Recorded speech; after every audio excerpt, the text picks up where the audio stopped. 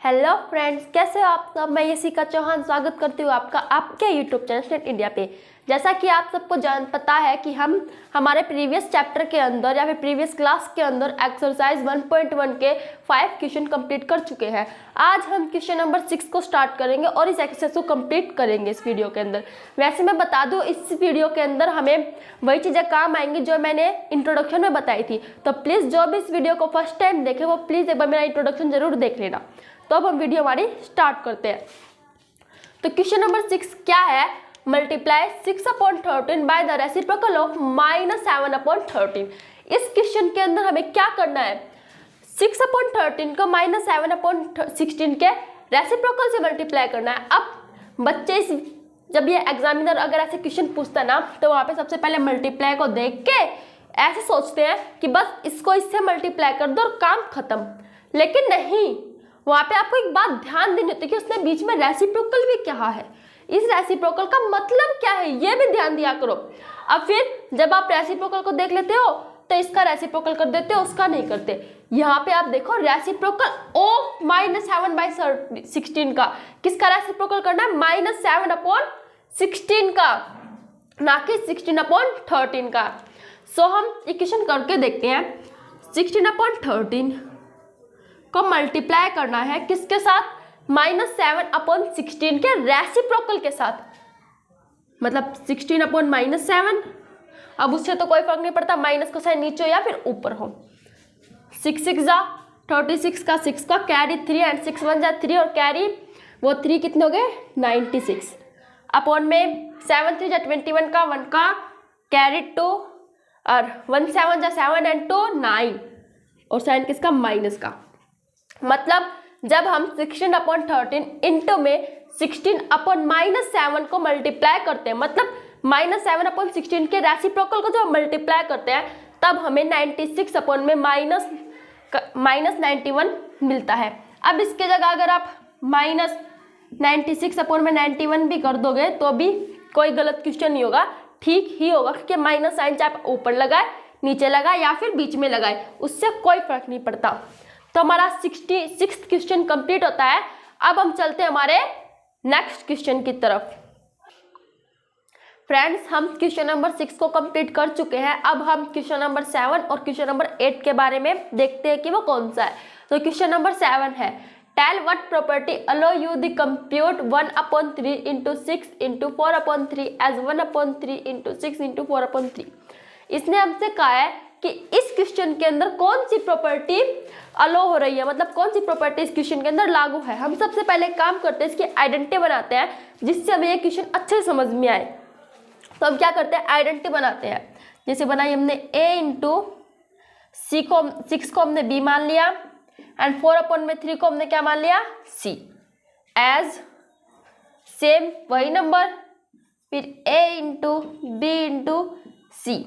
अब इसने पहले b और c को ब्रैकेट में लिया, यहाँ पे a और b को ब्रैकेट में लिया है। जिसने भी इंट्रोडक्शन वीडियो देखी होगी, आई होप वो इस आइडेंटिटी को देख के समझ गया होगा कि ये कौन सी आइडेंटिटी है, क्योंकि हमने एसोसिएटिव आइडेंटिटी के अंदर पढ़ा था कि जब भी हम किसी भी ऑर्डर के अंदर क्वेश्चन को जब लास्ट वाले 2 टर्म को पहले मल्टीप्लाई करते हैं और बाद में फर्स्ट वाले टर्म से मल्टीप्लाई करते हैं, तो क्या हमें रैशनल नंबर, और जब अगर हम पहले मल्टीप्लाई कर लेते हैं उसके बाद लास्ट वाले टर्म से मल्टीप्लाई करते हैं, जो रैशनल नंबर आते हैं क्या वो दोनों सेम होते हैं या अलग अलग होते हैं, हमें सेम वही बात इसके अंदर पूछी गई है। तो इसके अंदर कौन सी प्रॉपर्टी लागू हो रही है, हमारी associative property.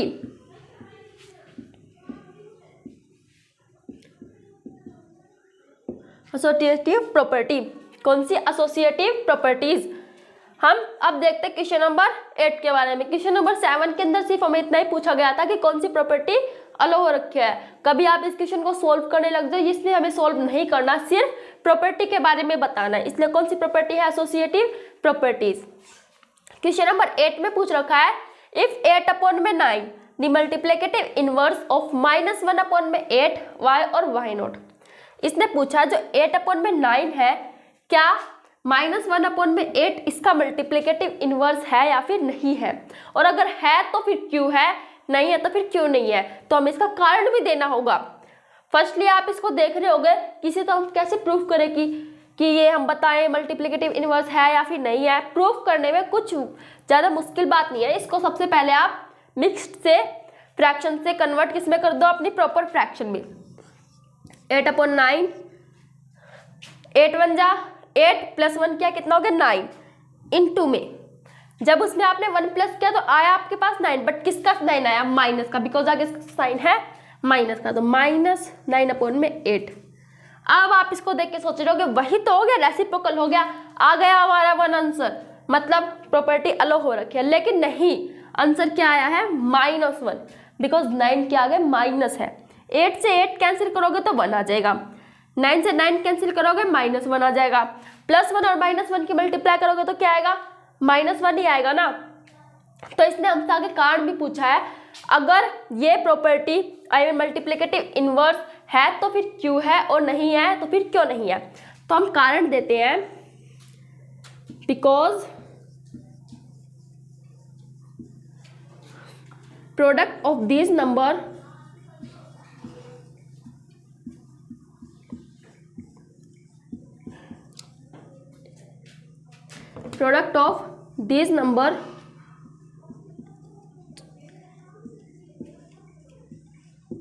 not equal to 1, मतलब इन दोनों का जो प्रोडक्ट है वो 1 के इक्वल नहीं है, इसलिए ये प्रॉपर्टी मल्टीप्लिकेटिव इनवर्स नहीं है। तो 7th और 8th क्वेश्चन हमने देख लिया। अब हम चलते हैं हमारे कौन से क्वेश्चन की तरफ, 9th क्वेश्चन की तरफ। फ्रेंड्स, हमने 7th और 8th पार्ट भी क्लियर कर लिया है। अब हम देखते हैं हमारा 9th पार्ट कौन सा है। आई होप मैं जो क्वेश्चन आपको समझा रही हूँ वो आपको अच्छे से समझ में आ रहे होंगे। तो देखते हैं हमारे क्वेश्चन नंबर 9 की तरफ। If 0.3 the multiplicative inverse of 3/1 वो 3 इंटू 1/3 वाई और वाई नॉट। इसने क्वेश्चन को देख के आपको क्वेश्चन नंबर 8 आना चाहिए याद, कि ये सेम वही क्वेश्चन है जो हमने अभी क्वेश्चन नंबर 8 किया था। आई होप कि मुझसे पहले कई बच्चों ने क्वेश्चन सोल्व करके भी देख लिया होगा, इसका आंसर भी निकाल दिया होगा, लेकिन अभी जिसने नहीं देखा उसको हम बता देते हैं क्वेश्चन कैसे होता है। इसने हमसे क्वेश्चन नंबर 8 की तरह ही वही पूछ रखा है कि 0.3 क्या मल्टीप्लिकेटिव इनवर्स है 3/1/3 का। मतलब हमें 0.3 का मल्टीप्लिकेटिव इनवर्स बताना है कि ये इसका मल्टीप्लिकेटिव इनवर्स है या फिर नहीं है तो फिर क्यों है, और नहीं है तो फिर क्यों नहीं है, फिर हमें कारण भी बताना होगा। तो अब आप डेसिमल और मिक्स्ड फ्रैक्शन को देख के फिर कंफ्यूज हो रहे होंगे कैसे से सोल्व करें, बट आप इन्हें कन्वर्ट भी तो कर सकते हो ना फ्रैक्शन की फॉर्म को। डेसिमल की फॉर्म को कन्वर्ट करोगे तो 3/10। अब आप पूछ रहे हो क्यों आया, अरे भैया पॉइंट के बाद एक ही वर्ड है ना, इसलिए अंदर नीचे 1 0 लगा दी। पॉइंट के बाद 2 वर्ड हो तो आप 2 लगा दो, 3 संख्या हो 3 लगा दो, 4 संख्या हो 4 लगा दो। पॉइंट के बाद जितनी भी संख्या हो उतनी 0 बढ़ाते जाओ, बस कुछ नहीं करना होता इसके अंदर आपको। बस आप डेसिमल के साइन को देख के घबरा जाते हो मैं कैसे सोल्व करूं। अब देखो इसको फिर कन्वर्ट करते हैं, 3 3 जा 9, 9 में 1 प्लस क्या कितना हो गया 10 इंटू में 10/3 इज इक्वल टू, इसमें तो आपको ना कहीं माइनस का साइन दिख रहा ना कहीं पॉजिटिव का साइन दिख रहा, सिर्फ 3 से 3 कैंसिल किया, 10 से 10 कैंसिल किया, पॉजिटिव का 1 आया। मतलब यहाँ ना साइन की कंफ्यूजन ना कुछ कंफ्यूजन, डायरेक्ट आपका आंसर क्या आ रहा है 1 ही आ रहा है। मतलब ये प्रॉपर्टी मल्टीप्लिकेटिव इनवर्स ही है। सो अब कारण क्या देंगे इसमें, क्यों है ये multiplicative inverse, because product of this number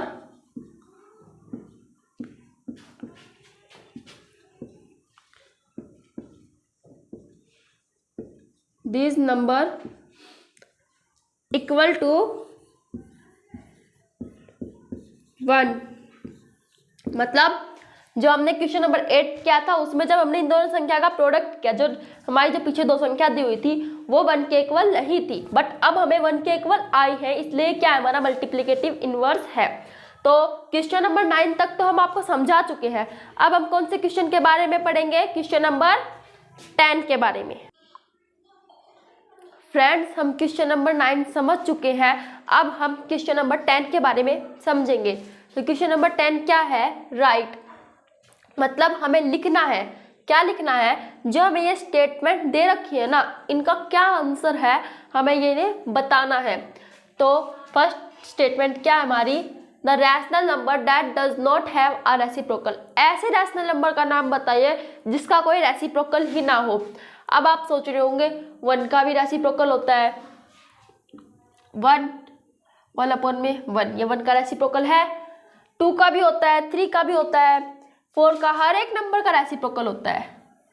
और जो रैशनल नंबर है उनका तो रेसिप्रोकल होता ही है।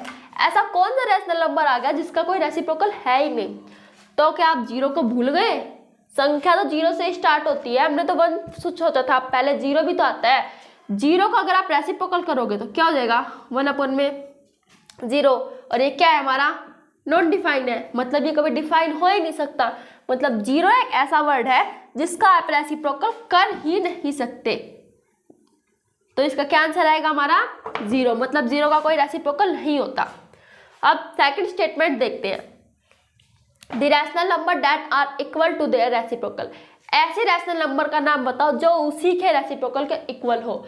अब 0 का तो रेसिप्रोकल हो ही नहीं सकता। हम देखते हैं 1/1, ये क्या है, एक रैशनल नंबर है, इसका रेसिप्रोकल करते हैं 1/1, इक्वल है ये दोनों का रेसिप्रोकल।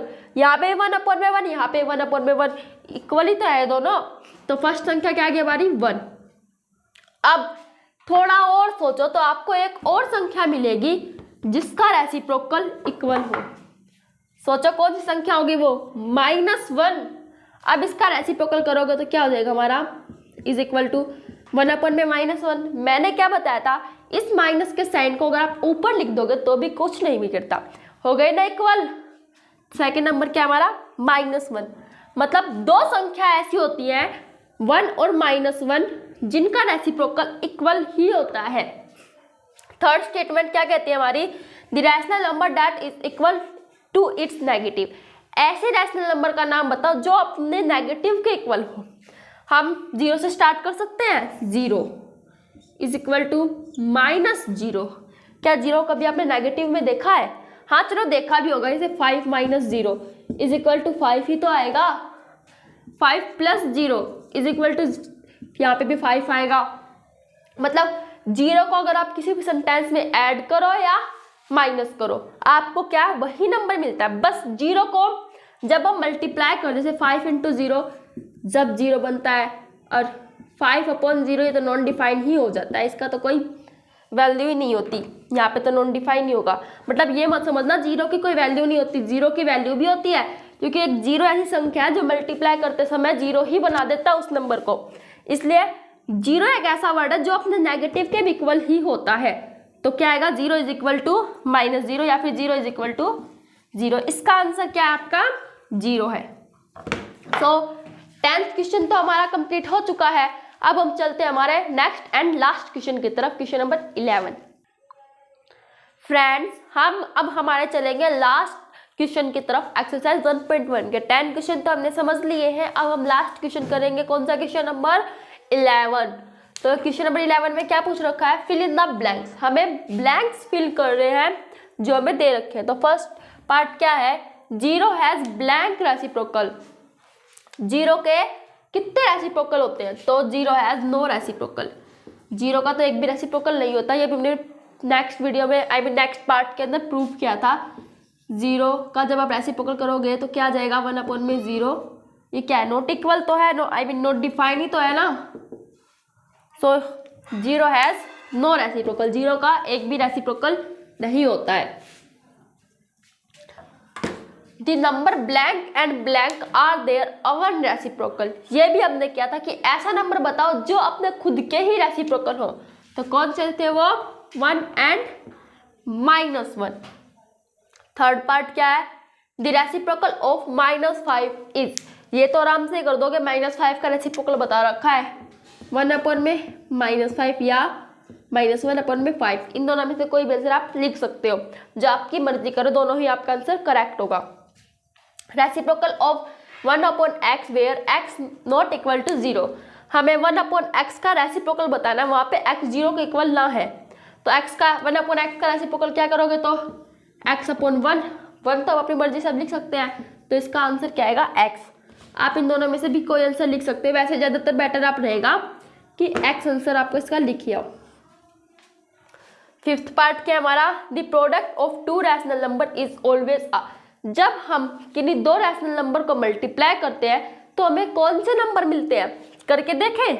दो रैशनल नंबर हमने ले लिए, जैसे कि 5/3 इंटू कोई दूसरा रैशनल नंबर हमने 3/5 ही ले लिया, रेसिप्रोकल ही मान लो इसका। तो हमें ये क्या देगा, 3 से 3 कैंसिल, 5 से 5 कैंसिल, 1 1/1। ये क्या एक रैशनल नंबर ही तो है ना। तो जब हम किन्हीं दो रैशनल नंबर को मल्टीप्लाई करते हैं तो हमें क्या मिलता है, एक रैशनल नंबर मिलता है। तो क्या मिलता है हमें, रैशनल नंबर। अब आते हैं सिक्स्थ पार्ट पे, the reciprocal of a positive rational number is. हमें कोई दो पॉजिटिव रैशनल नंबर बताने हैं कि अगर उन्हें जब हम क्या करते हैं, उनका रेसिप्रोकल करते हैं तो हमें क्या मिलता है। अभी हमने ऑप्शन ही लिया था 5/3, इसका हमने रेसिप्रोकल तो क्या था ना 3/5 इज इक्वल टू हमारा 1 क्या आया था। 1 कैसा नंबर है, नेगेटिव या पॉजिटिव। 1 एक पॉजिटिव नंबर है ना, मतलब जब हम किसी दो पॉजिटिव नंबर का रेसिप्रोकल करते हैं तो हमें 1 मिलता है, आई मीन पॉजिटिव नंबर ही मिलता है, और नेगेटिव का करते हैं तो हमें नेगेटिव ही मिलता है। तो यहाँ क्या आएगा, पॉजिटिव नंबर या पॉजिटिव रैशनल नंबर, आप कुछ भी लिख सकते हो, पॉजिटिव नंबर भी लिख सकते हो। तो इसी के साथ हमारे क्वेश्चन नंबर 11 भी खत्म होता है और ये एक्सरसाइज भी खत्म हो जाती है। अब हम चलते हैं हमारी 1.1 एक्सरसाइज करेंगे हमारी नेक्स्ट वीडियो के अंदर। सो अगर आपको ये वीडियो अच्छी लगे तो इसे लाइक, सब्सक्राइब एंड शेयर करें और इस वीडियो को कंटिन्यूअसली देखते रहें ताकि आपके सारे डाउट क्लियर हो जाए। Thanks for watching my video.